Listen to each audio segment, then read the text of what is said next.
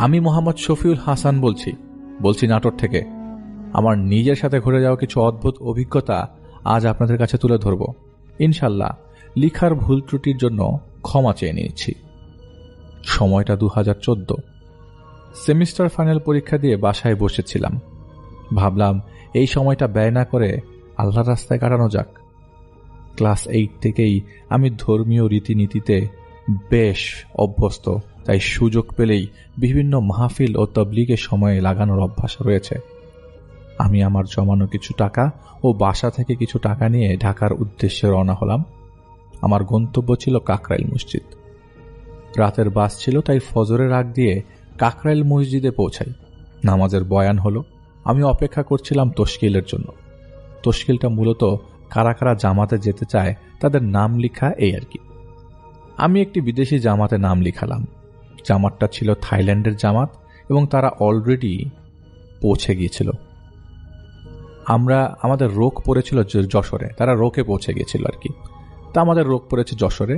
আমি এবং আমার সাথে এক সাথী ভাই জামাতের মুতারজিম হিসাবে সেদিন রাতেই ঢাকা থেকে যশোরের উদ্দেশ্যে রওনা দিই। পরদিন ফজরের ওয়াক্তে আমরা যশোর মার্কাজ মসজিদে যাই এবং সেখান থেকে আমরা আমাদের জামাতে পৌঁছাই। বিদেশি জামাত এবং সেই যেখানে সময় লাগানো, এটাই আমার প্রথম ছিল, তাই তাদের কথা বুঝতে কিছুটা সমস্যা হচ্ছিল আমার। অনেকেই ভালোভাবে ইংরেজি বলতে পারত না, আর তাছাড়া আমি নিজেও ইংরেজিতে ফ্লুয়েন্ট ছিলাম না। কিছুদিন পর আমাদের রোগ পড়ে গ্রামাঞ্চলে। জায়গাটার নাম আমার মনে নেই, তবে সেখানে একটা মাজার ছিল এবং মাজার প্রাঙ্গণে বহু বছর পুরনো সব বটগাছ দিয়ে ভর্তি। দেখলে বোঝা যায় বটগাছগুলো এত পুরনো যে বটগাছের ঝুলগুলো দেখতে গাছের মতো লাগে। খুবই গা ছমছমে একটা জায়গা। আশপাশের মানুষের কোনো বসতি নেই। দিনের বেলাতেই গা ছমছম করে। আমার খুব ইচ্ছে ছিল সেই মাজারটা দেখব এবং এই মাজারের প্রতি বৃহস্পতিবার সম্ভবত ওই দিন ওরস বসত।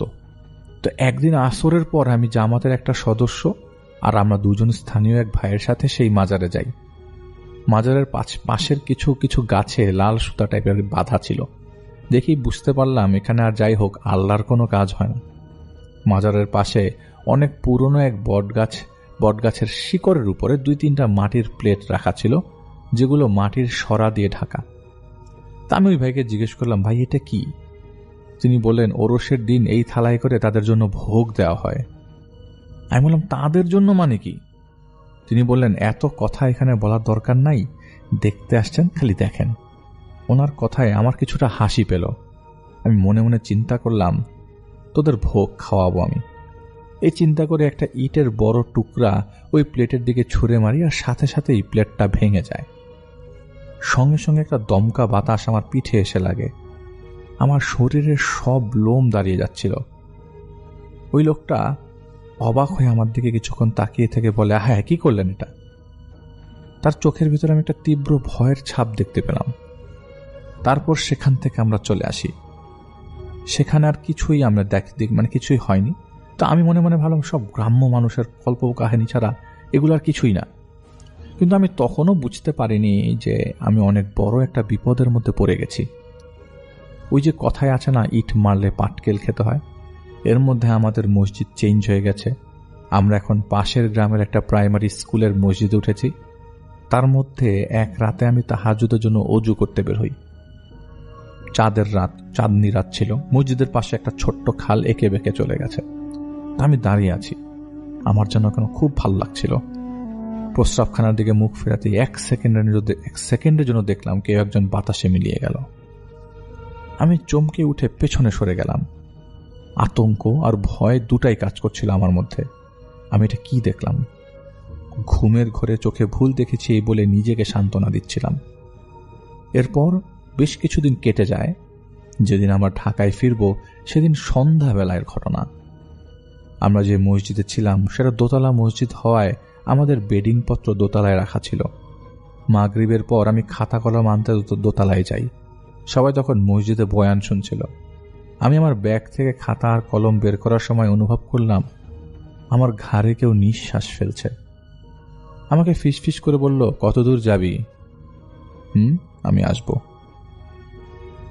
আমি এদিক ওদিক তাকিয়ে কাউকে দেখতে পেলাম না। একটা অজানা ভয় আমার মনের মধ্যে ঢুকে গেল। শির দ্বারায় ঠান্ডা প্রবাহের স্রোত অনুভব করছিলাম। আমার তখন মাজারের কথা মনে পড়ল। আমি 2 এই 4 মেলাতে চেষ্টা করছি, কিন্তু এখন আর কি বা করার আছে। বাসায় আসার পর প্রায় ভুলতে বসেছিলাম এই ঘটনাগুলো, কিন্তু একদিনের ঘটনা আবার আমাকে সেই জিনিস মনে করিয়ে দেয়। আমি এশার নামাজ পড়ে বাসায় আসছি। আমার বাসা থেকে মসজিদ 10 মিনিটের প্রায় পথে হাঁটা রাস্তা। প্রতিদিন রাস্তায় কাউকে না কাউকে পেয়েই যায়, কিন্তু সেদিন রাস্তা ছিল একদম ফাঁকা। আকাশ মেঘলা ছিল আর মাঝে মাঝে বিদ্যুৎ চমকাচ্ছিল। সেই সাথে এলাকার বিদ্যুৎ ছিল না। রাস্তা ছিল অন্ধকার। যেহেতু পরিচিত রাস্তা, সেহেতু অন্ধকার থাকুক আর আলো থাকুক চিনতে সমস্যা হওয়ার কথা না। কিন্তু আমি হাঁটছি, আমার পথ কেন জানি শেষ হচ্ছিল না। বিদ্যুতের আলোয় দেখি আমি কিছুক্ষণ আগে যে জায়গায় পার করে এসছি এখনো সেই জায়গা পার করছি। আমি বুঝতে পারলাম ঘটছে আমার সাথে খারাপ কিছু ঘটে যাচ্ছে। আমি উচ্চ স্বরে বলি, আল্লাহু লা ইলাহা ইল্লাহু আল হাইয়ুল কাইয়ুম।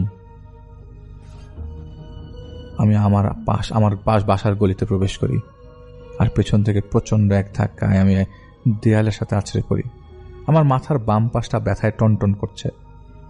আলো আধারের খেলায় দেখলাম অনেকটা বানরের আকৃতির, কিন্তু বানরের চেয়ে বড়, সুচালো মুখের এক অতল গহ্বরের প্রাণী আমার দিকে প্রজ্বলিত দৃষ্টি দিয়ে তাকিয়ে আছে। আমি তখন দেয়ালে ঠেস দিয়ে বসেছি। কি করব বুঝতে পারছি না। প্রাণীটা আমার দিকে আসছিল একটু একটু করে এগিয়ে। আমার মুখের সামনাসামনি এসেই সে হাওয়ায় মিলিয়ে গেল অন্ধকারে। শরীয়তুল্লাহ ভাইকে ফোনে সব জানাই। তিনি আমাকে একটা আমল বলে দেন এবং বলেন আমি নামাজের পর যেন আয়াতুল কুরসি এবং 4 কুল পরে শরীর বন্ধ রাখি। কিছুদিন আর কোনো সমস্যা হয়নি।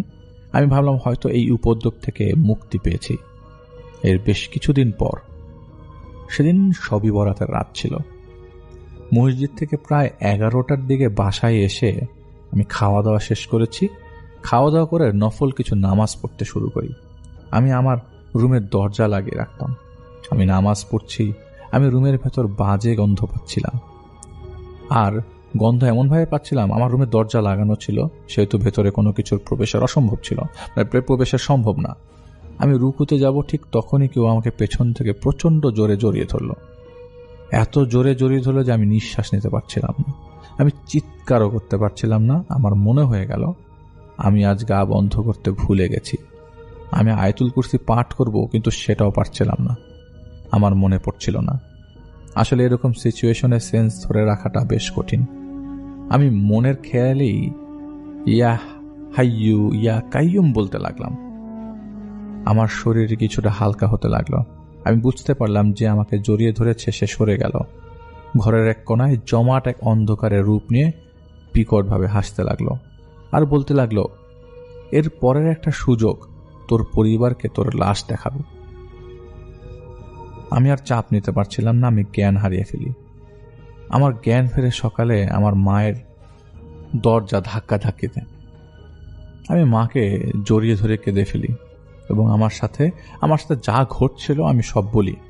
আম্মু আমাকে বলে, তুমি শরীয়তুল্লাহর সাথে বড় কোনো হুজুরের কাছে যাও। সেদিন বিকালে আমি শরীয়তুল্লাহ ভাইয়ের সাথে ঝিনাপাড়া পীর সাহেবের সাথে দেখা করি। তিনি আমাকে এশার নামাজের পর আসতে বললেন। আমি এশার নামাজ শেষ করে হুজুরের সাথে দেখা করলে তিনি আমাকে সব কিছু বলেন এবং প্রথম থেকেই সব হুজুরকে বলি এবং আমাকে বলতে বলেন। হুজুর আমাকে কথা শুনে আমাকে এক বোতল পানি দেন, যেটা তদবির করা ছিল, এবং বলেন প্রতিদিন রাতে ঘুমানোর আগে যেন 1 ঢোক করে পানি পান করি। হুজুরের দেয়া পানি পান করে কিছুদিন ভালো ছিলাম, কিন্তু একদিন রাতে আমার সব যা ঘটছিল তা সব ব্যাখ্যাকে হার মানিয়ে দিয়েছে। আমি রাতে ফ্রেশ হয়ে হুজুরের দেয়া পানি পান করে বিছানায় যাই। মোবাইল ফোন টিপতে টিপতে একসময় ঘুমিয়ে যাই। মাঝ রাতে আমার ঘুম ভাঙে তীব্র এক বাতাসে। আমি দেখি আমার ঠিক উপরে বিভৎস আর পচা একটা লাশ শূন্যে ভাসছিল, যেটার তীব্র গন্ধ আমি টের পাচ্ছি। পরিষ্কার টের পাচ্ছিলাম। আমার নড়াচড়ার কোনো ক্ষমতা ছিল না। অনেক কষ্টে আল্লাহ বলে এক চিৎকার দিই এবং লাশটি বিকৃত একটা হাসি দিয়ে আমার রুমের দরজার কাছে গিয়ে বাতাসে মিলিয়ে যায়। আর সাথে সাথে প্রচণ্ড শব্দে আমার রুমের দরজা খুলে যায়। দরজা খোলার শব্দে পাশের রুম থেকে আমার আম্মা চলে আসে দেখার জন্য। আমি ঠিক আছি কিনা। সেদিন আমি আর একা ঘুমাতে পারিনি। সারা রাত আমি আর আম্মু জেগেই কাটিয়েছিলাম। সকালে আম্মু আবারও হুজুরের সাথে দেখা করতে বলেন। আমি শরীয়তুল্লাহ ভাইকে নিয়ে আবারও হুজুরের কাছে যাই। আমরা হুজুরের ঘরে বসে আছি। হুজুর ঘরে প্রবেশ করলেন, করে আমার কপালে কিছুক্ষণ হাত রেখে বললেন, কাফেরটাকে নিয়ে আসার ব্যবস্থা করতে হবে। আমাকে বললেন জায়নামাজে বসতে। এবার হুজুর বিড়বিড় করে আয়াত তেলাওয়াত করলেন। যখন তিনি আয়াত তেলাওয়াত করছিলেন তখন আমার শরীরের প্রচন্ড ব্যথা শুরু হয়ে গেল। এরপরে আমার আর কিছু মনে নেই। বাকিটা আমি শরীয়তুল্লাহ ভাইয়ের কাছ থেকে শুনি। তিনি আমাকে বললেন, তোমার শরীরে যখন জিন ভর করে তখন তুমি বিশ্রী ভাষায় হুজুরকে গালাগালি করছিলে। হুজুর বললেন, তুই কে? ভেতর থেকে জিনটি বলল, আমি মিগাই, আমি এই ছেলেকে না নিয়ে যাব না। হুজুর বললেন, সে তোর কি ক্ষতি করেছে যে তাকে নিয়ে চলে যেতে চাস?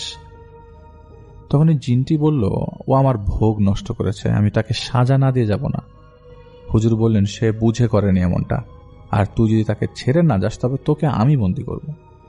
জিনটি বলল, আমি যেতে পারি, আমাকে ভোগ দিয়ে দিতে হবে, একটা খাসি ভোগ দিতে হবে। হুজুর বললেন, তোকে দেয়া হবে, তবে তুই আর এর কোনো ক্ষতি করতে পারবি না। জিনটি রাজি হলো। খাসিটা তাকে কিভাবে ভোগ দিতে হবে জিজ্ঞেস করে জিনটি বলল, তাদের বাড়ির আঙ্গিনায় রাত 11:10 খাসিটা যেন বেঁধে রাখা হয়, আর ওই কাজটি ওই ছেলেকে করতে হবে। খাসিটি বাঁধার পর সেখানে কোনো মানুষ থাকা যাবে না। হুজুর তখন জিনের সব কথা মেনে নেয় এবং অচেতন হয়ে জায়নামাজে লুটিয়ে পড়ি। আমি এতক্ষণ সব শুনে থ হয়ে যাই আর চিন্তা করতে থাকি কি থেকে কি হয়ে গেল। আমি তখন ভাইকে প্রশ্ন করলাম, আচ্ছা হুজুর, যদি জিনকে বন্দি করতে পারতেন তবে কেন তাকে ছেড়ে দিলেন? উত্তরে শরীয়তুল্লাহ ভাই বললেন, হুজুর যদি এই জিনকে বন্দি করতেন তবে এর পরিবার তোমাকে শেষ করে দিত। পরদিন আমার আব্বু একটা বড় খাসি কিনে আনেন এবং জিনের কথা মতো রাত 11:10 আমি নিজে খাসিটি আমার বাড়ির আঙিনায় বেঁধে আসি। কিছুক্ষণ খাসিটির আওয়াজ শুনলেও তারপর আর কোনো আওয়াজ আমি শুনতে পেলাম না। আমার প্রচন্ড কান্না পেল। আমার একটা ভুলের জন্য আজ একটা নিরীহ প্রাণীর কোনো কাফের জিনের হাতে প্রাণ গেল। সকালে আমি ঘুম থেকে উঠেই বাড়ির পাশের ফাঁকা জায়গাটিতে যাই যেখানে গতকাল রাতে খাসিটি বেঁধেছিলাম। দেখি সেই জায়গায় কিছু রক্ত পড়ে আছে এবং যে গাছে খাসিটি বেঁধেছিলাম সেই গাছে খাসির গলার দড়ি বাঁধাই আছে। এরপরে আমার সাথে আর জিনের কোনো সাক্ষাৎ হয়নি। আমার ঘটনা এটাই। ভালো লাগলে শেয়ার করার অনুরোধ রইল।